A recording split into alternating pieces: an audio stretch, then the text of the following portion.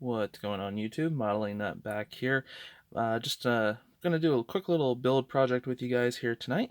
And everything that you need to complete this is laying out here. We've got scissors, sander, Sharpie, little piece of 1/16 brass or copper material here. And then some flags that were printed and some Elmer's stick glue. So as you can see, here on the side, I took and had printed out basically just some prints of flags. Found these from the Flagmen of America, their website.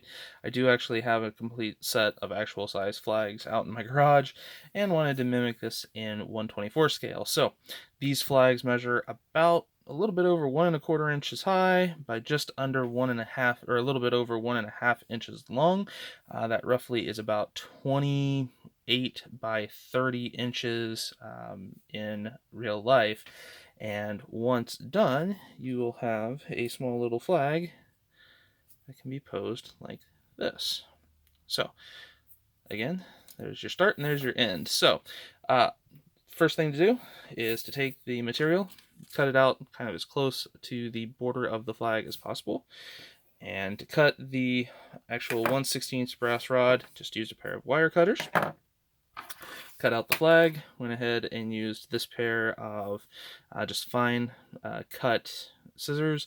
I have these marked as X because I do use these sometimes for photo etch, and I have another set, an identical set that I use only for decals, so the X's are just to remind me that these are for photo etch or anything that I don't want a too precise cut on. Using the sander, what that'll be for is to take the edges of this and just grind it down to create a nice rounded end.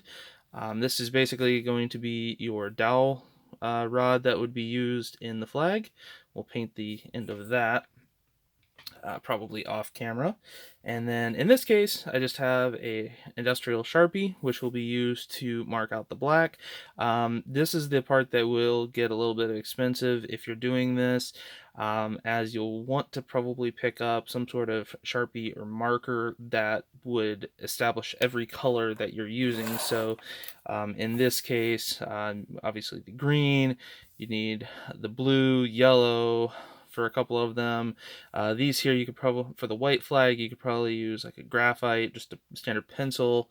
And what you're really wanting to do is just knock off the white, but you'll really see that here in a moment. So again, we've got this flag cut out and ready to go.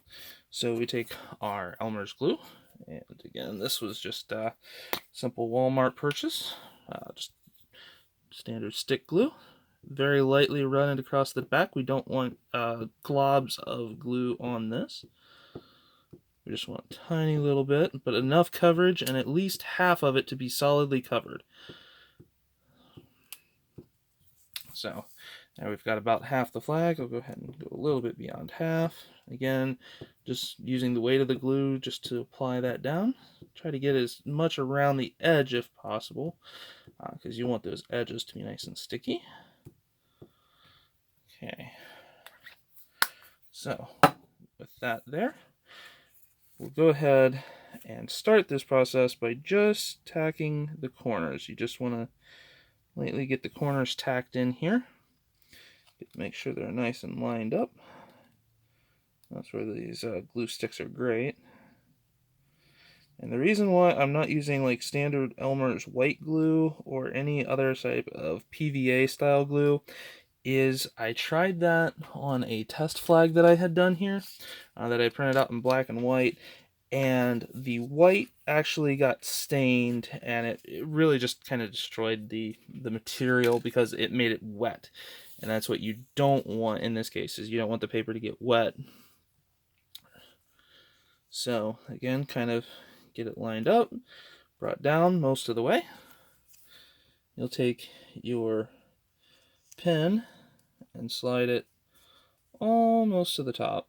You don't want it sticking out, because if you ever get the chance to handle an actual flag from a race team, from a racetrack or something like that, they don't actually stick out the top. The top is actually crimped in. So we'll actually mimic that with our fingers, just crimping that down.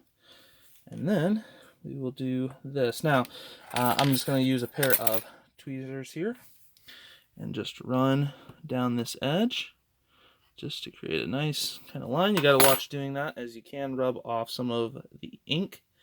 You can go ahead and actually seal the paper with some other matte medium if you'd like. That might be able to kind of seal it in.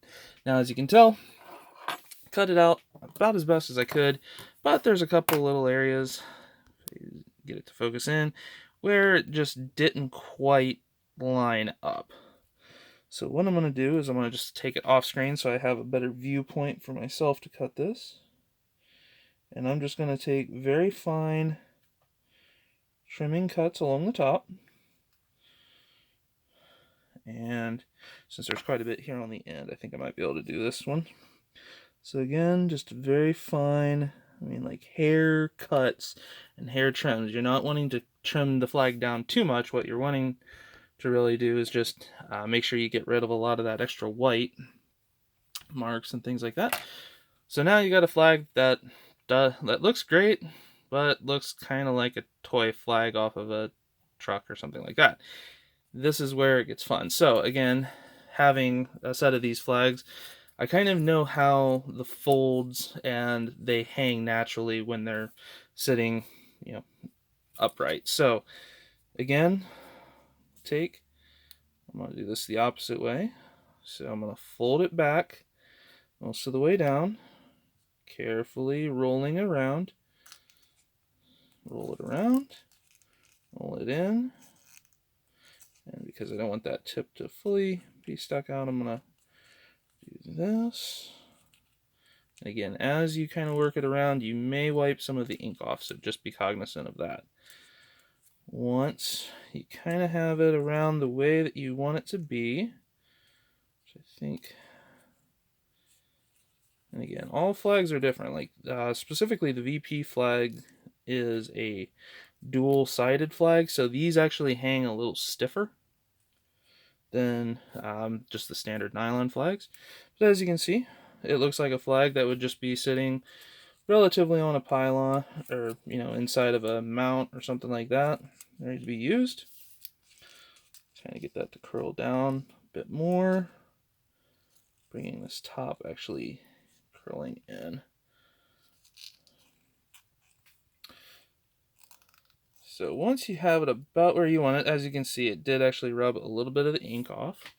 This is where you'll need a Sharpie or something to kind of go back in and touch up the marks. So it does actually change the color a little bit. So if you look at it in the light, it will be more reflective, just because the ink of Sharpies are a little bit more glossy.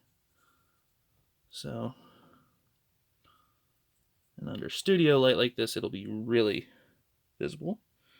But now what I can do is this. Now, what I did on the other one, I don't know if I'll need to on this one, but as you can see, there's a white line right there at the corner. Take the Sharpie and just run that white line right along like that. And what you want to do is do that along any corner or any edge where you have the black touching the black, and it'll just make it look more solid, more like an actual flag that's just wrapped around with the corner. So go ahead and put that up for now. Like I said, this one didn't turn out as bad. Looks more like it's sitting in a partial breeze or a light breeze. But once that gel, or once that glue stick actually dries, it will turn out and can basically, with a little bit more work and a little bit more finagling, you can get a flag that looks like this. Or if, say, you wanted a flag that looked more, like it was in the breeze, you could do this to have it folded out more. Again, whatever your preference is for your build. The other nice thing is this can also be used as a similar technique to do 3x5 flags. So as I'm building that monster truck, I wanted something with the US Hot Rod Association. So I've got their logo ready to go, the old school 1980s Mountain Dew, Pepsi, and good old Stars and Stripes for America. So again, you can use the same technique. Just do the mathematical calculations for your sizes. Have a wonderful rest of your day.